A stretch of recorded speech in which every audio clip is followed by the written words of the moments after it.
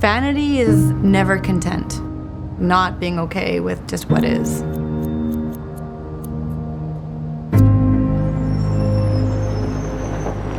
When you look at the beauty industry, how do you manufacture demand for beauty products?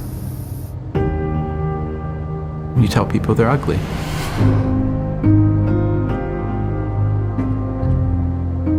My name is Mona. I love what I do, and I want to be a hairdresser for the rest of my life.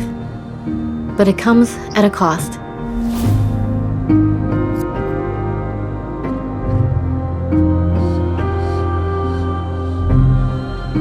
Sometimes I feel like a little mouse, and all I can do is go beep, beep, beep, but I can't actually speak.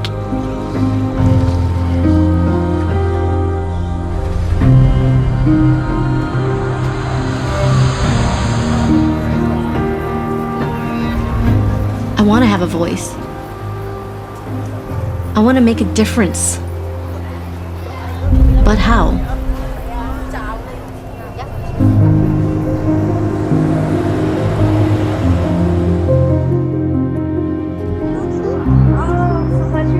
I started searching to see if there were other hairdressers out there who were asking the same questions that I was. Beauty for me is not really physically beauty. Beauty means what you do. Giving a haircut is just very intense and very powerful. I was finding my tribe. I was finding my voice.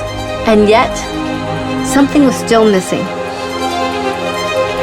What I know that she's searching for is a way to fully express herself. A way to take what she knows on the inside to be true and find a way to get it out of her to make a difference in the world. You've got to decide if you're all in. Can I drop the masks? Can I let go of vanity?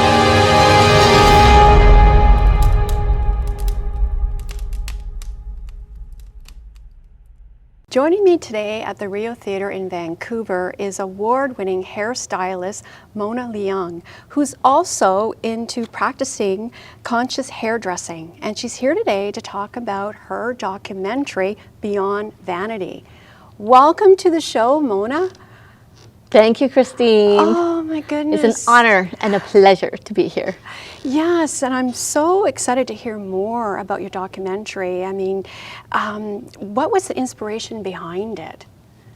Well, I've been a hairdresser now for 30 years. This is my 30th year.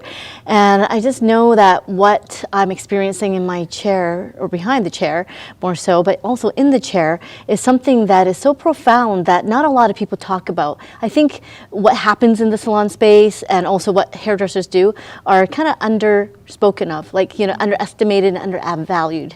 So meaning that hairdressers do a lot more than just making people look great. That is our main thing. For sure, the transformation, but the transformation from inside out is what I love to see. Yes. Yeah, there's much healing, and some people get aha moments in the chair, clarity, and you know, sometimes tears running down their face because they just got that, oh my gosh, this job is not working out for me, or this partner, or like, I want this, you know? Yes. There's a lot of milestones, and I call it like a rite of passage when people sit in my chair. So I make it a sacred ceremony now. Wow, you know, because when I find that hairdressers, and I'm guilt, I don't know if it's guilt, but I end up telling my life sometimes because it's like you are more than a hairstylist. You listen to people's problems, and it's like people feel more connection telling what's going on in their lives. Yes, and it wasn't until like I had my child, my first child, that it was like I treated everyone as like my child, like the love, and you know, and the more I did that, you know, with the presence, I learned that my clients told me way more than they ever have. I mean, they did before, but when, in a sense, what we called, this morning I did an interview with a hairdresser in the UK, and she says, we're really literally holding space for this client to say whatever, do whatever, feel safe, and just shed whatever they want, you know? And so when we are completely out of our own way and we're completely present, it gives them an opportunity to just share. And very confidential things that they sometimes not normally even tell their best friends, their parents, or their spouses. We get to hear it all. First time getting married, it's like, you're the first one to know we're getting married, or having a baby, or I have cancer, like anything like that. We are often the first ones to get the first-hand information, and so I hold that as an honor of what it is that we do. And so that's kind of the reason why I wanted to make this movie, because I want to share with the whole world what we do is very special, and to really speak up for hairdressers that we do more than just that transformational outside work. We actually, some of us do focus our time on the emotional work as well. And it's beautiful to see that. And so I want to also create demand for both the clients and the hairdressers to be more holistic. Because why I did this is because I'm allergic to hair color and all the chemicals. And so I went around the globe to find different hairdressers that are working more holistically, and to find different brands that are using, people are using more natural products, and there is a choice. And so I'm basically stuck in both worlds. I want to create that nourishment, and there's the demand for that hair color, but sometimes I can't do it with natural products. So I'm like, I want the natural, but I can't, and I need to, supply that demand as well. So I'm just like standing forth and uniting all these hairdressers now from all over the world that wants the same thing, because I want to do hair for the rest of my life. Yes. But I can't, because I'm like eczema here, and at one point you couldn't even see my face. I had eczema all over my eyes. I felt like a really old lady. I looked like one when I looked in the mirror, and even my hands were cracking and stuff. And so it's just like, I can't do this for long. And so I had to find more ways, and having 3 babies really kept me staying back from the salon. And I learned that when I had breaks from the salon and not had as much chemicals, that I would be able to eat better and rest and all of that. And that's when I learned to not only nourish my babies, but nourish my clients and nourish myself. Mona, was there a pivotal moment for you to create this feature documentary? What gave you that push? Well, I had a cousin that is like my little twin sister, and she had passed away just really quickly from a mosquito bite. Whoa. Yeah, she was in Africa, and she caught malaria, and we didn't even know. And so within a month she passed. And like when you have a twin, she felt like a twin to me. Because we actually even lived in the same house, we grew up together, lived in the same bedroom, and so we talked alike, thought alike, looked alike. And when she passed away, and I took a break, and when I was walking in the labyrinth, I went to Mount Shasta, and that moment of that halfway through the labyrinth, I was like, wow, this is like life. It's windy and bumpy, when I got here, and now I know where the beginning is, so I can walk back smoothly. But how am I going to do it? And I want to do it with meaning and purpose. And I know that I want to share what I know in a massive way. But what is it? And so I said, if anyone's watching over me or guiding me, I want to hear this message of like what and how I'm going to do this. And that was the moment where I heard her voice. And I just bawled my eyes. And she said, Mona, it's time to put your dreams into action. And I just knew to make a movie. And I'm not a movie maker. I was thinking, I'm not a movie maker. I'm just a hairdresser, and so 2 seconds later, this it felt like this whole dimension came down of grace. It just felt like it was grace everywhere. And I was like, I don't need to know. I just trust that if this is what I'm going to do, I'm going to just start writing. And from that day on, I started writing. And 4 years later, we just completed and delivered to my 3 distributors. So now we have worldwide. Oh, that's wonderful. Distribution. Congratulations. Yeah. Thank you. And I do want to spend just a moment to thank these distributors, because, when you make a movie, I don't know who's going to actually like it or not. But when, and now global, which is local here. Yes. We have Lightning International from Hong Kong that's taking care of Asia Pacific. We have beautiful film option, Lizanne, that is just so amazing. And they're like, we like your movie. We believe in your movie. We believe we can sell this. And that is just like that moment that, oh my gosh, I'm not that crazy after all. You know, I mean, we are, and I do own it. But I think you do have to be somewhat crazy in order to do these kind of things. Well, you're a trailblazer. You're changing people's lives to not only go and get their hair cut, but there's a holistic approach to it too. And can you tell us, when people come and see you, can you tell us what a client expects? Well, thank you for that. My shamanic teacher actually I've been following a teacher for about 7 years, and she's like, that is your route, is to be a trailblazer. I'm like, no, I'm not a trailblazer. She's like, well, a trailblazer would make a movie that doesn't, I'm like, okay. So, and she says, because I'm working with clients on such another level, and so when clients come see me, they think they're just getting a haircut or a hair color, and they're gonna look good and feel great. And sometimes I don't even tell them what else I'm doing. But for the ones that want to know and the ones that are ready to learn more about where they're going, it is much a ceremony. So I work with the directions, and each direction means something. It's kind of like feng shui. I also work with feng shui.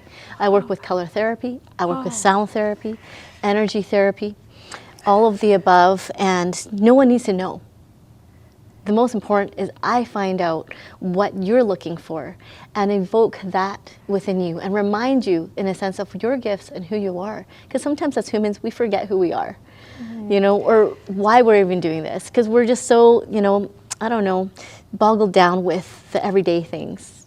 Yes. And so it's like, well, this is an opportunity for you to relax in your chair. And when you relax, you have this sense of like, now I know what's on my mind, and you have an opportunity to let go. So we're holding the space for people to release what no longer serves them. And then in the Chinese culture, Chinese New Year's, we cut hair before Chinese New Year's to cut all the old crap off so we can start with the new beginnings. Yes. And so we don't have to wait for Chinese New Year's. We do this in the chair. And so then I give them the invitation of what is it that you want to invite into your life right now. And so then they get clear of what they want to bring in and who they are. And I asked 5 to 10 words that can describe who you are right now when you leave here, not your past. So they get clear on who they want to become. And so the haircut actually is their future self. Yeah, it might not be their past, it might not be their present, but it's who they want to become. It's like, when people meet you for the first time, it could be at a grocery store or at a cafe, what do you want them to say about you, emotionally and also aesthetically? So it could be, if I was to ask you, what would those words be, Christine? Sorry, I'm putting you on the spot. Kind. I don't know. Kind. I do get that from you, for sure. Just kind. Pay it forward. And how about one aesthetic word? Like, how do you want to look? Natural. Yep, I was going to say natural. And that's what I get from you already. So you're already, expressing what you want to be or who you are, which is perfectly aligned. Your inside and your outside. You're interviewing me and you just got all that out.